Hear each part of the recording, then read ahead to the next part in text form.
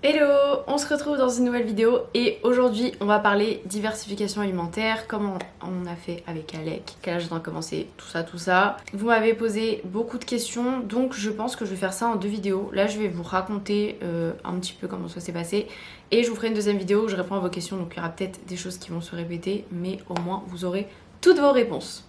Donc déjà, nous on a commencé à 4 mois, peut-être 4 mois et quelques jours je crois. 4 mois et 1 jour il me semble. Parce que le jour de son 4e mois c'était une journée un peu compliquée donc on n'avait pas eu trop le temps de faire ça. Mais le lendemain on a commencé. Alors j'ai commencé par les purées, je savais déjà que je voulais faire la DME. Mais Alec était un bébé qui s'intéressait beaucoup à la nourriture. Franchement à chaque fois qu'on allait au resto il nous regardait, il faisait...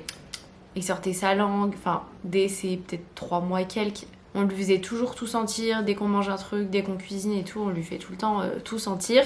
D'ailleurs, il y a une fois à un resto, un serveur qui nous a demandé si on voulait faire goûter du citron à Alec, je crois, alors que genre il avait peut-être 2 mois et demi, 3 mois. Mais il était tellement intéressé par la bouffe que le mec a dû se dire mais il mange devant lui le pauvre.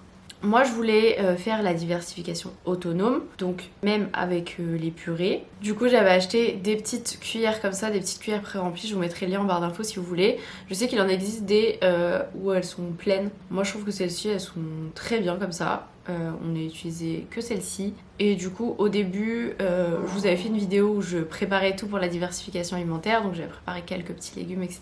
C'est vrai qu'il avait un peu de mal mais je pense que j'avais pas assez mixé. J'avais fait au Monsieur Cuisine et c'était peut-être un peu trop épais. Il y avait certaines purées où il y avait des petits morceaux, c'était pas assez lisse. Donc ce que j'ai fait c'est que j'ai acheté des purées bio en supermarché. Faites attention à la compo parce qu'il y en a certaines qui rajoutent encore du sel, des choses qui sont pas top. Donc regardez bien les compos. Et il a adoré.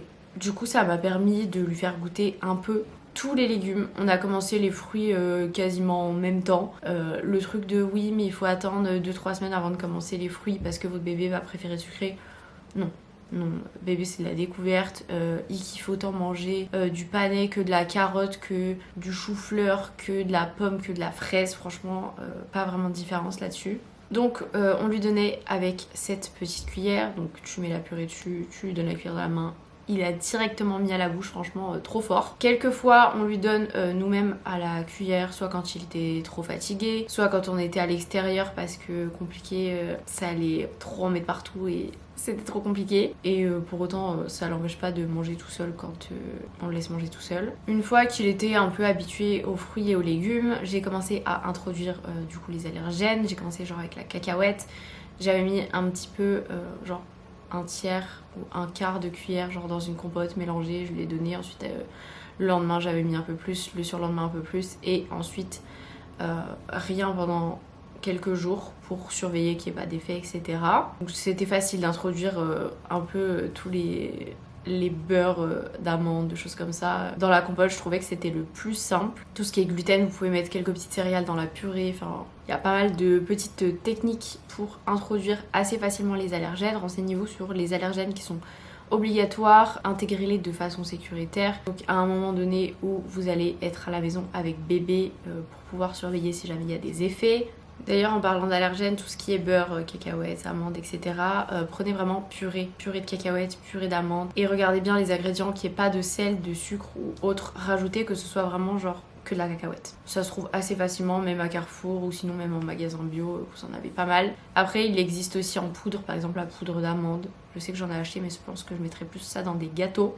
Sachez aussi que les poissons sont des allergènes, voilà, parce que vous les avez souvent dans des purées. Mais c'est des allergènes, donc il faut faire attention aussi. En parlant du coup de poissons et de protéines, on a commencé les protéines à 5 mois, puisque la PMI m'a dit de tester, enfin d'abord de demander au médecin son accord, pour voir si ça calerait pas un peu plus Alec pour qu'il dorme mieux. Spoiler, ça ne fonctionne pas. En parlant de caler mieux pour mieux dormir, s'il vous plaît, ne blindez pas les biberons de vos bébés de céréales le soir avant qu'ils se couchent pour qu'ils dorment mieux, puisque on me l'a encore conseillé par la remplaçante de mon médecin, par une auxiliaire à la PMI. Faites pas ça. En fait, peut-être que ça va fonctionner parce que votre bébé va être tellement calé qu'il va être genre KO. C'est comme si vous mangez un repas énorme, vous allez vous coucher, déjà c'est au niveau digestion, c'est pas très confortable et tu passes pas forcément une meilleure nuit. C'est pas un sommeil qui est réparateur, en fait t'es juste KO de trop plein quoi. Donc on évite, voilà. Et faites attention si vous achetez des céréales de bien vérifier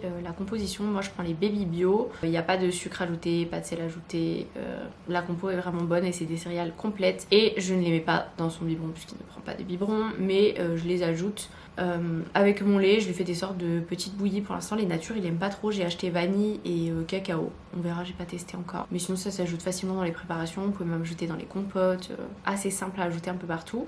Ensuite, comme il a commencé à bien ramper, c'est féculent à chaque repas. Voilà. À partir de ses 5 mois et demi, je pense, il avait légumes, protéines, féculents à chaque repas, enfin midi et soir du coup. Le goûter, une compote. J'ai parfois proposé un petit peu d'eau pendant les repas ou alors de mon lait dans un petit verre, mais franchement, il était à la demande donc.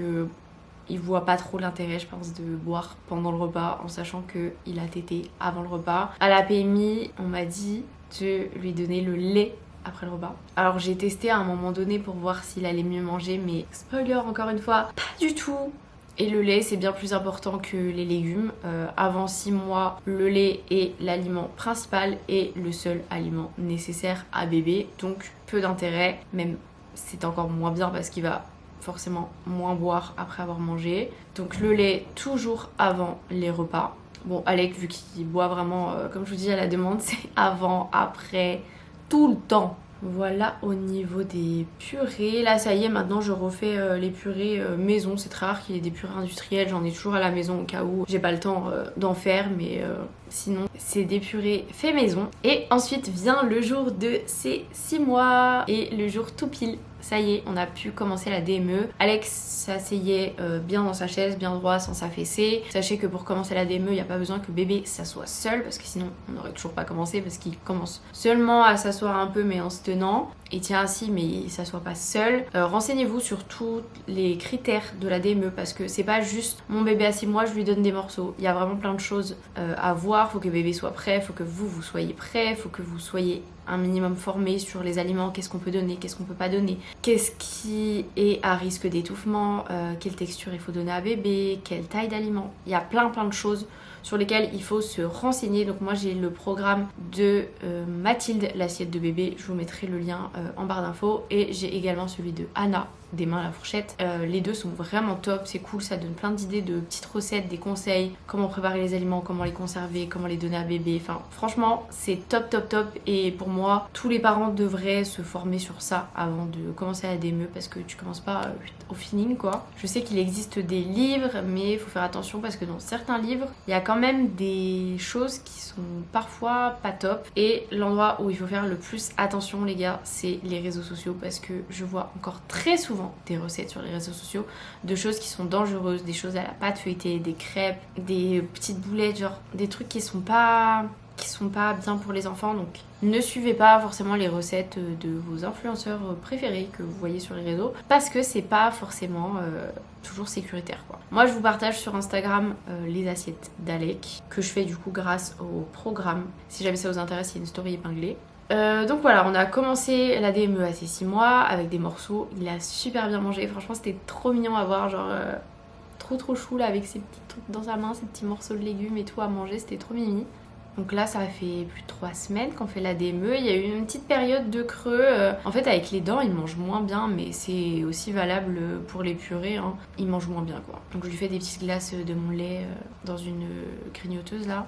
Mais c'est vrai qu'il y a des jours où il mange pas énormément, donc j'essaye de privilégier les protéines, qu'il ait au moins sa dose de protéines, parce que après 6 mois c'est important que les bébés aient 10 grammes de protéines par jour jusqu'à 1 an. D'ailleurs, ce qui est noté dans le carnet de santé, c'est faux. J'ai regardé ça, les recommandations ont changé.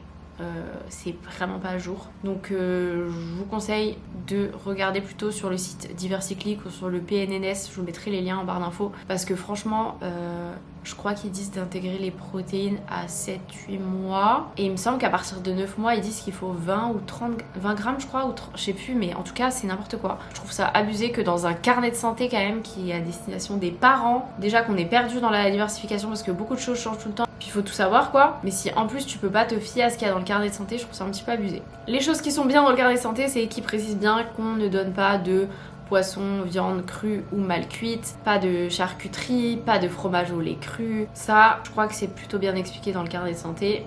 mais alors sur les autres choses comme les protéines. Au début la PMI d'ailleurs m'avait dit d'intégrer des produits laitiers genre un yaourt après le repas, mais en fait je me suis rendu compte que ça n'avait pas grand intérêt d'introduire des yaourts en sachant que le lait est l'aliment principal.